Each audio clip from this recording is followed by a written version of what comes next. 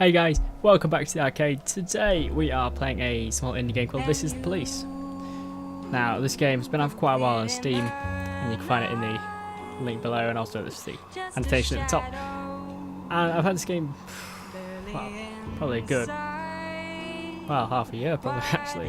And obviously I've been through the entire story, played it all through, but the premise is you are a chief of police, and you have to control your city, manage your resources, your police officers, and then also manage organised crime and get rid of it, to get gangs, solve mysteries and all this lot. It's a very interesting game. It has a very nice art style as well. It's very angular. I just really like the game, and you can choose to either help the mafia or not. So let's get into it. Day 1, July 15th is a Monday. I hate Mondays. Mayor Rogers is a sex maniac apparently. Your City Hall confirms rumours of Jack Boyd's resignation. So Jack Boyd is that's our character. So that's who we're playing as. And Mark War 2 to be shown in Freeburg the day before the worldwide premiere by the mayor's personal request. Right, go to work.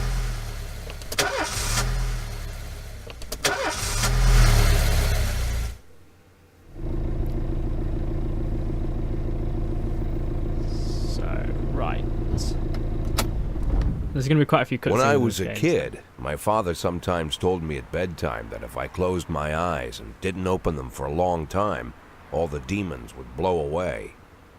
Yesterday I turned 60, but I still take his advice. Not because I'm sentimental or want to keep the memory of my father alive. I just can't think of a better solution. To get away from all the demons that haunt Freeburg, I'd need to wear a blindfold 24/7. Plus, it's a good idea to act blind when talking to reporters. At least that's what my colleagues say. They're afraid of press conferences. But for me, it's more like a confessional. No matter what lies you tell, you're privately thinking the honest answers. It helps me remember who I am. The fact that I'll be reading all about it in the papers tomorrow is a small price to pay. Call it penance for the preacher. So you can see in these little cutscenes, it's very cartoony. It's like cartoon strips, but it explains everything that's going on in his backstory, his life, what's going on, and it provides a real backstory. This is the first time I'm afraid of those answers my mind has given me. Not because I'm mad I'm losing my job, though it's true I'm mad as hell. Not because I subconsciously blame everyone else, though I damn sure do blame them. And don't even ask me what my next move is. I can't imagine. But even that doesn't scare me. The worst thing is, I know I'm gonna have to do something. And I'll be damned if I know how far I'll go.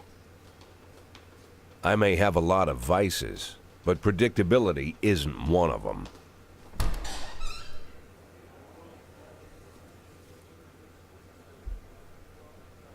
I learned a long time ago how to drive away the swarming demons. But what do you do when they're trying to rip your soul from your skin? Shutting my eyes tight as I can. The best solution remains the same. Play blind. I just hope the reporters think I was blinded by the camera flash.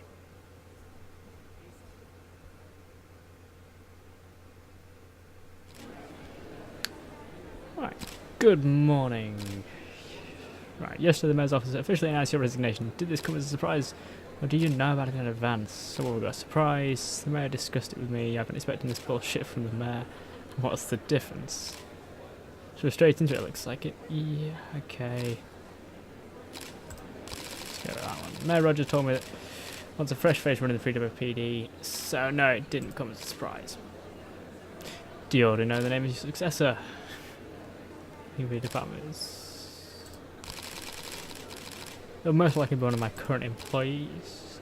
So you can see you can choose, it's a very text-based game, so you can choose how in these cutscenes you want to react, how much you want to tell people, and the way you want to do it. So after the recent corruption scandal, your deputy Francis Kendrick said he was looking forward to resigning. If the mayor offered him your position, would that change his mind?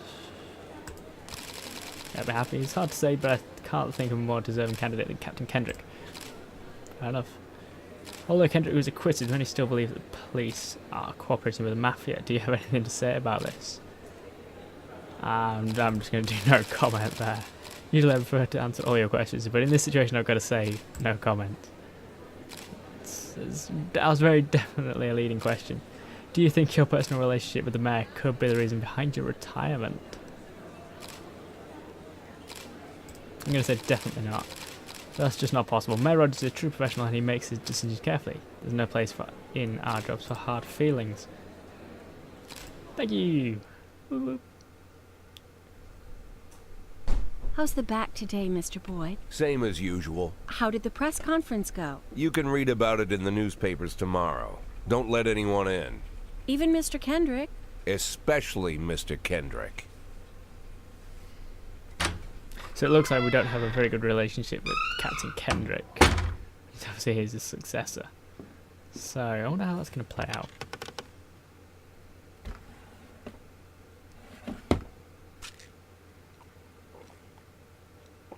Obviously he's taking some pills. And I can't stress enough how much I like the art style of this game. It just suits the way it's playing through. It's very angular. You're making some very sharp decisions, and that sort of matches with the art As soon as I style. heard the door creak, I knew what face I'd see.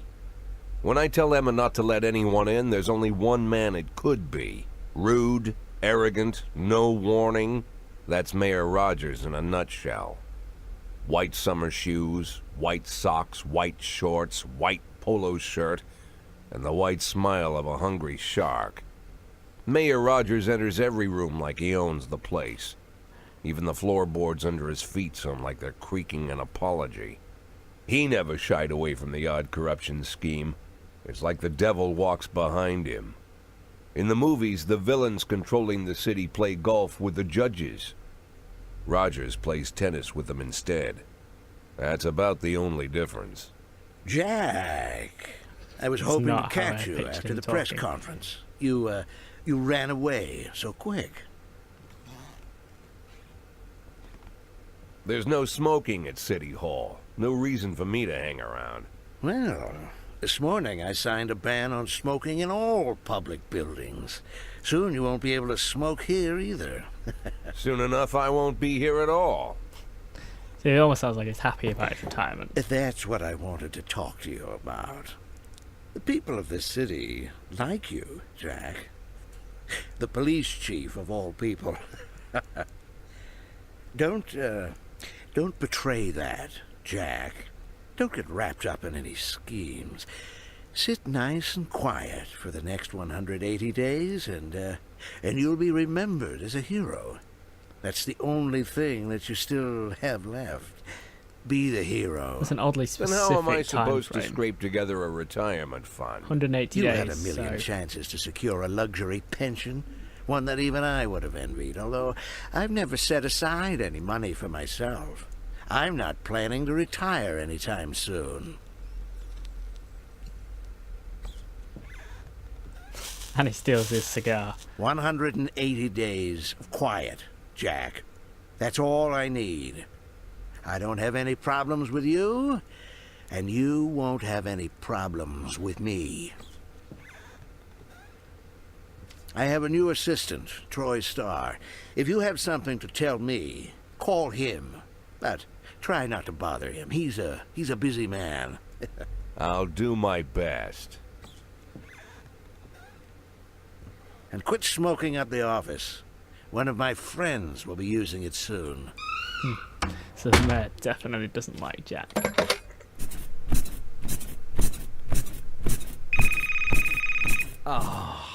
I'm sorry, babe. Only the mayor has this number. Well, Mr. Mayor? that's, Yeah, is this Troy Starr? Yes? Go fuck yourself, Troy Starr.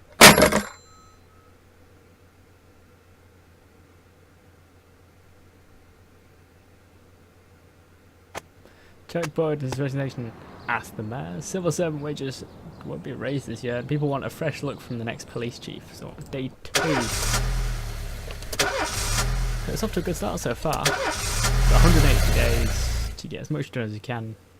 Keep it nice and quiet. Cops don't use the police station cafeteria anymore. There's some kind of stigma against sitting shoulder to shoulder with your partners. Everybody just takes snacks from the machines or grabs a meal and hammers it down in the corner like a vulture on a corpse. The main thing? Don't look into anyone's eyes. Could be construed as an invitation to sit together. The only people eating here are ghosts.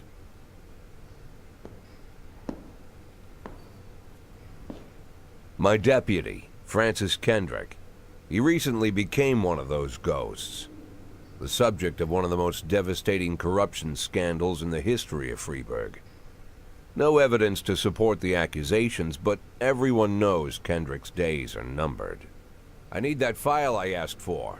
Needs to be ready tonight. Francis didn't say anything, but I understood. Ghosts aren't supposed to talk. Besides, I got a feeling he was already finished. So it looks like Kendrick's going to be retiring soon as well. Okay, so right, here we go. So, would you like to receive tips on how the game works? Yeah, may as well. Freeburg PD organises upcoming work assignments into shifts for today and tomorrow.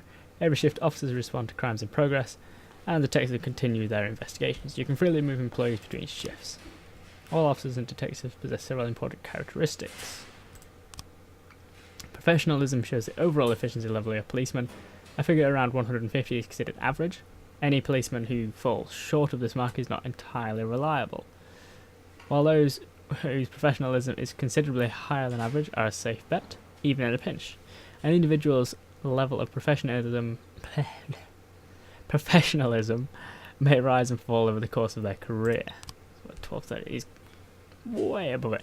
Energy shows how tired your policemen are. The less energy your people have, the less reliable their work, and a policeman who is exhausted might fall asleep at the wheel or make a critical error on the job. Your employees lose 1 point of energy after each working day and restore 1 point after each day of rest. Okay, so hidden characteristics. So your employees don't tell you everything. Some additional characteristics are hidden from view. For instance, some cops are lazy and will come up with any reason they can think to get the day off, while others like to drink too much. You can only guess about these things, but you should be able to draw your own conclusions based on the behaviour of employees. So let's look at that. I think that one's like alcohol problems, we got families at home, like my dog died, can I have the day off? So, and who we got? Kochi Yancy Purdy, that's a name and a half. Supaki Asano, Austin Price, and then these are the detectives, so Mould, Brito, and Armstrong. Right, start the day.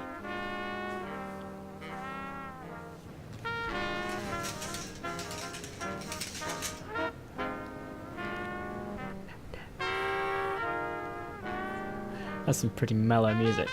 Right, so what we got? So responding to calls is the bread and butter of police work. You'll need to send your officers to the crime scene before the timer expires. A mark on the map shows where the call came from. The farther away the destination is from the police station, the longer it will take your officers to travel back and forth. So the longer your people will be tied up and unavailable for upcoming work. If I know what we've got, so hit and run everyday mall. The easiest way to determine how difficult a task might be is to check how many units you're allowed to send on a call. The more units you can send the more serious the alleged threat. Particularly risky missions give you the option of sending SWAT, but they must be accompanied by at least one officer. Okay, so we can't send SWAT by itself. The number of slots is the only thing to consider. Any is not the only thing to consider. Any available information from the location of the crime scene to the presence of weapons and so on, all this can tell you how serious each case should be taken. A mission might look simple at first glance, until it turns into a brutal meat grinder. Oof, that sounds horrendous. Or a serious call can come in and it turns out to be a false alarm. Okay, so two people hit and run every day mall. A married couple exited a convenience store and saw a van in the parking lot. Back over a homeless man who'd been digging through a trash can. The driver jumped out to help, but once he saw that he'd hit a bum, he got back in the van and quickly drove away. Okay, so let's send Austin and I'm gonna send Yancey. And look at that. So it's all over here, so it's gonna take me quite a while to get there. Who else have we got? Fight. So the last picture shows theatre. A theatre manager reports that during the showing of Citizen Kane, a drunk man attempted to force his way into the theatre carrying a snowboard decorated with the word Rosebud. When he was denied entry, he violently attacked the cashier and is currently fighting with the theatre security guard. Okay, so it doesn't sound that serious. Let's send Asano. And Price as well. Price looks like she needs the experience. Only 5.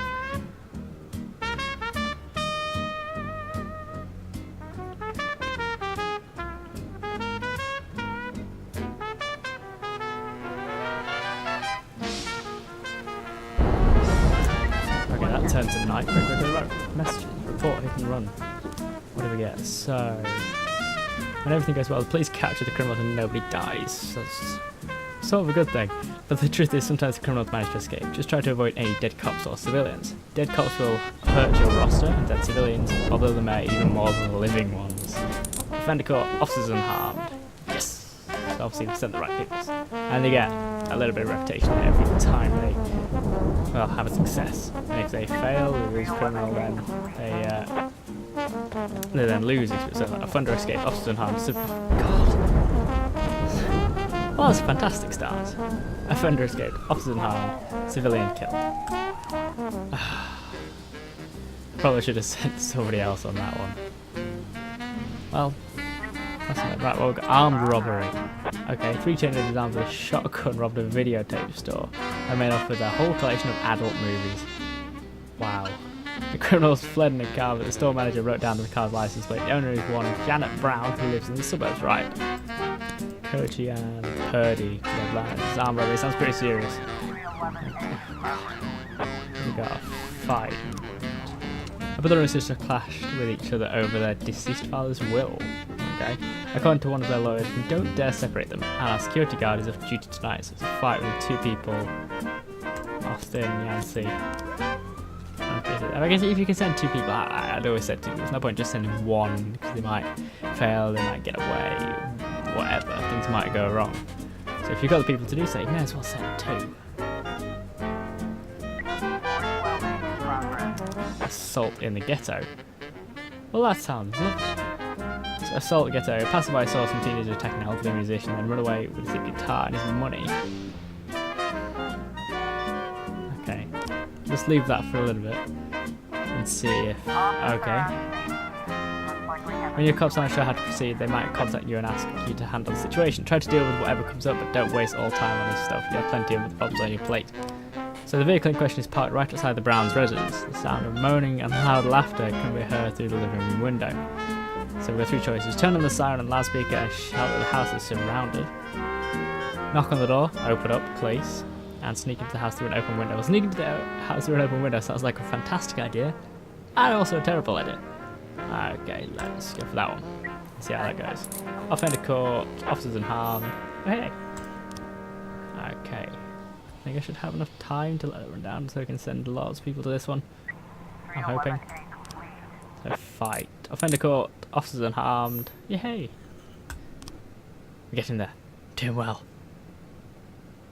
Okay, let's... 9. Come on. You're almost there. Almost there. Come on. Ah! Oh well, I'll send these through. Let's do that.